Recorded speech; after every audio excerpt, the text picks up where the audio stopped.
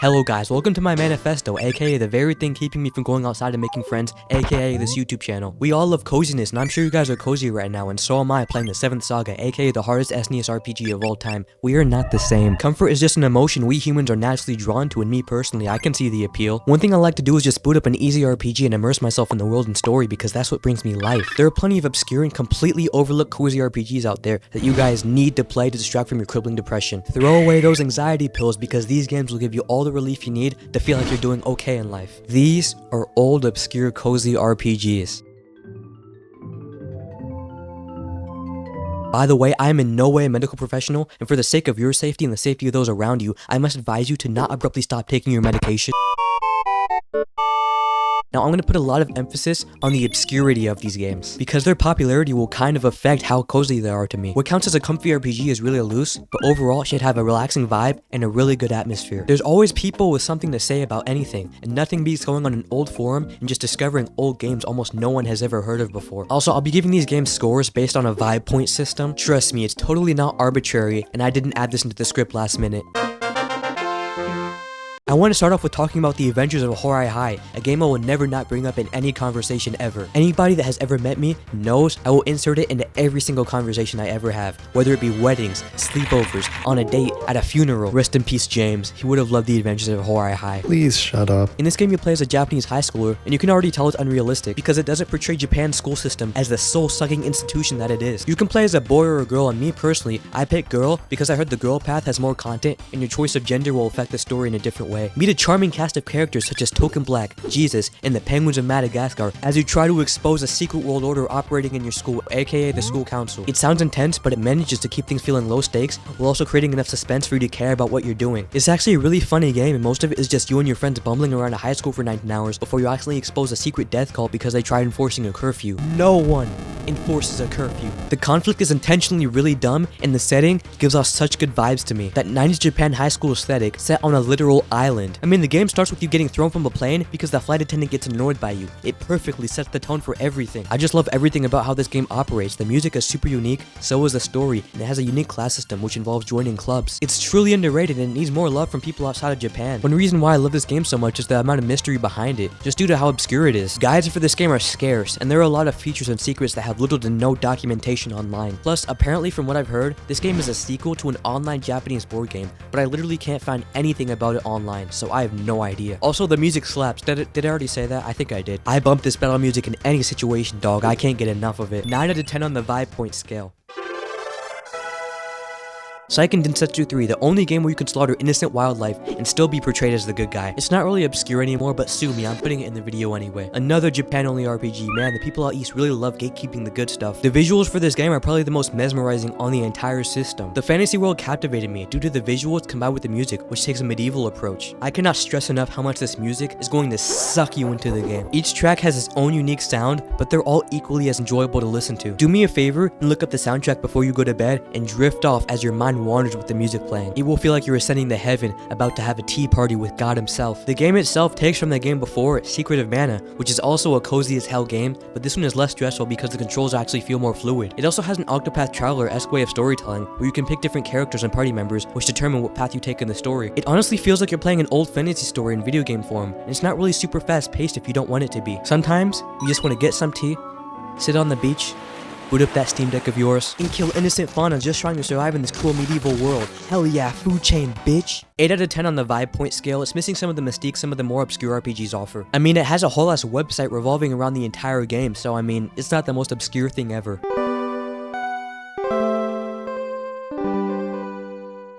Rudra No Hihou, aka Treasure of the Rudras, aka my favorite Final Fantasy knockoff. It's another Japanese-only Square RPG released in 1966. No, what the? 1996, that's my bad. I was only like 3 decades off. As per the usual, the game is absolutely gorgeous and the music is breathtaking. Seriously, these battle backgrounds are godly. They make me want to jump into this world and just explore all there is to see. It doesn't really stand out that much compared to all the other much less obscure games on the system, but it's cool in its own right. It follows some weird Octopath Traveler gimmick where you can choose from 3 characters, and depending on on which one you choose, your story and playthrough will differ. Not much to say here, honestly. It's like the game that you play after you beat all the SNES Final Fantasies and have nothing else to do. Let's go on to the real juicy stuff. 6 out of 10 on the vibe point scale though. In the grand scheme of things, it's just another really good score RPG that just so happens to get little attention over here in the West. Probably has as much atmosphere as your average SNES RPG though. Bakamatsu Kourinden...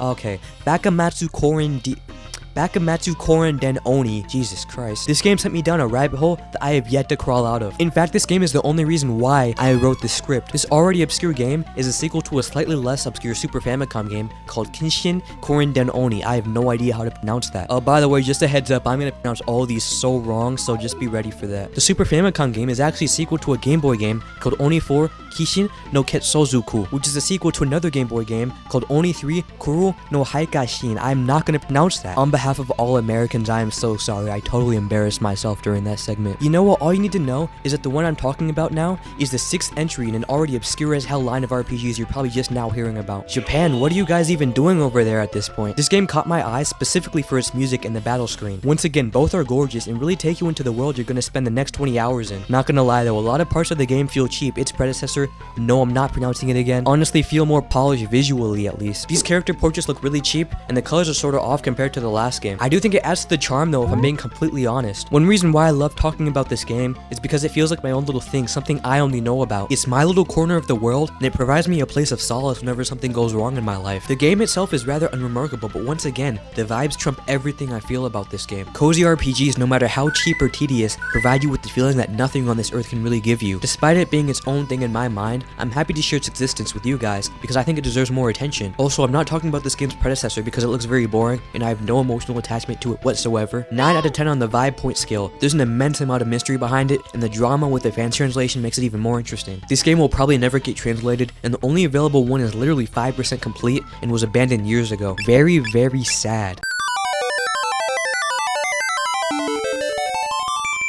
The Romancing Saga series. I'm putting a whole ass series in this one section because why not? Well, games 1 through 6, since I'm not familiar with the ones after and they're not really that obscure. When I first saw these games, I assumed they were old Final Fantasy knockoffs that had gained a cult following over the years for whatever reason. Turns out the devs were actually Square, and the games aren't at all like Final Fantasy. I'm very familiar with the series and I'm planning on playing the game soon enough. In fact, I already played and completed all the Game Boy entries, which was confusing because in America, the Game Boy entries are called Final Fantasy Legend, despite the fact that they're part of the SaGa franchise, but whatever man, I don't care. I beat them all thinking they were their own thing with Final Fantasy slapped on the box to make it more marketable, which kinda is what happened, but nah, they were just straight up stolen from another series and called something else. But enough of that, all these games are cozy in their own right. Starting with the Game Boy trilogy, they're really old and you can clearly see their age, but they do get a lot more refined as time goes on. The third game reminds me a lot of Chrono Trigger actually, except for the fact that this game literally came first. It's Chrono Trigger, but in your pocket. Wait, no, that's just the DS version. The music for these games is remarkably good, the second one especially, and I'm genuinely nostalgic for these games, despite the fact I beat them only like less than a year ago. Keep in mind though, the first and second game is really hard. The third is a cakewalk though, don't worry. Fast forwarding to the Super Famicom, these are much different in basically everything. In fact, you can hardly tell they're related at all. The Romancing Saga games follow a story path very similar to Octopath Traveler's, and honestly comes across as an open world RPG, which for the 90s is really ambitious. The games are the epitome of SNES RPGs with their cozy music, visuals, and scenery. I love the music more than anything, and if I'm being really honest, it just has all that 90s RPG charm I oh so crave. Also, please don't buy the HD remasters on Steam. I did and they look like visual vomit. They replaced the beautiful pixel art with these mobile game looking assets and backgrounds. Just play the originals, please. Oh, and a remake of 2 just got announced not too long ago. That's really cool actually. Caught me totally off guard. The gameplay for games 2 through 6 remind me a lot of Final Fantasy 2. You know, if the mechanics in 2 are actually implemented well. Each stat has its own level depending on how your battles go. You can really customize your characters the way you want. I mean, the Game Boy games literally let you create your own characters and choose your race. The first one though is weird because you have to buy stats with money, which, you know, is kind of annoying. Oh, and the first and second game had weapon durability. Yeah, it's actually not that bad, but rationing weapons can be stressful. Good vibes though, a collective 8 out of 10. Not super obscure if you're a hardcore or even casual RPG fan, but I mean, I put it here anyway because I just like the games and, you know, they're not really that well known, so. Secret of the Stars, a low-budget piece of crap SNES RPG that I have a huge soft spot for. Now on my Unfun Games video, I kinda threw shade at this game implying it was bad, and yeah, it is bad. I don't regret that statement at all. But I still have a soft spot for it anyway, and I like it how it is. The low budget comes across as charming rather than coming across as a hindrance in terms of how interesting the world is. Of course, the music is going to be absolutely fire, since it is a SNES RPG. No matter how low the budget is, you can always expect a SNES RPG to have a great soundtrack, and the dialogue has that good old low budget, badly translated schlocky charm we all love in our old games. This is another one of those games where it genuinely does feel like its own thing, something only a small corner of the internet is really familiar with. The main draw of these obscure RPGs is the people who engage in them are in their own little world most of the time. It's the video game equivalent of visiting a small town. Just looking at walkthroughs with maybe 1 to 5k views and seeing people discuss the game, their memories with it, and what they do and don't like is just mesmerizing. But the box art of this game is genuinely awful and gives me nightmares. 7 out of 10 would be an 8, but the box art causes it to lose vibe points. But speaking of obscure games that are only in a small corner of the internet,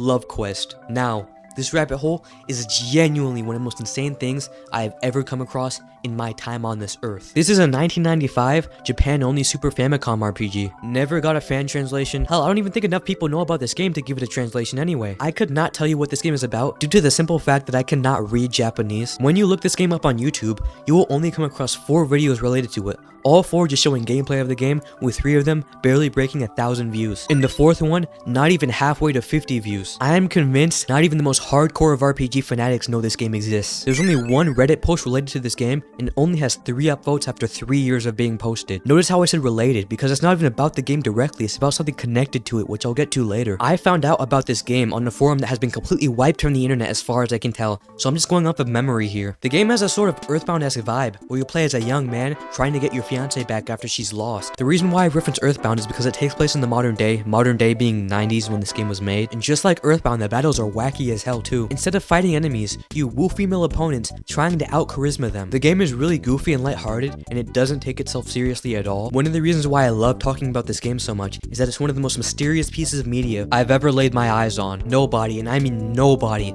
knows about this game. Please, in the comments, correct me if I'm wrong, but I genuinely believe this is the most obscure SNES RPG of all time. What's even more insane is that this is actually a remake of actual lost media. No, I am not joking. This game was originally planned to be released on the Famicom before switching to the Super Famicom due to the fact that the Famicom was basically dying off. I've said Famicom so much in this video, it doesn't even feel like a real word anymore. They're essentially the same game, but one has better graphics and was actually released to the general public. The Famicom version became literal lost media, and the only footage proving its existence is a 22-minute YouTube video with 3,000 views. And somebody posted it on Reddit and it got 3 upvotes. That's the thing I was referencing earlier. The ROM still hasn't been obtained, and this footage is the only thing we actually have to ever experiencing this piece of media. Only 4 prototypes are known to exist, and they're all owned by collectors who are adamant on gatekeeping this piece of media so they can sell it for big cash. I'm genuinely baffled by all this information. Flabbergasted even. My mind cannot comprehend the absolute insanity of any of this. The game gets a 10 out of 10 on vibe points strictly due to the fact that it's so mysterious in essence. Maybe it would be less shocking to me if I could actually read Japanese, but at the moment, I just have to look in awe at what I just witnessed. You know how I said these obscure games can feel like their own little small communities? Yeah, no, this game is an abandoned temple, a relic of a bygone era, an era that's now looked upon fondly. Sadly, this piece of media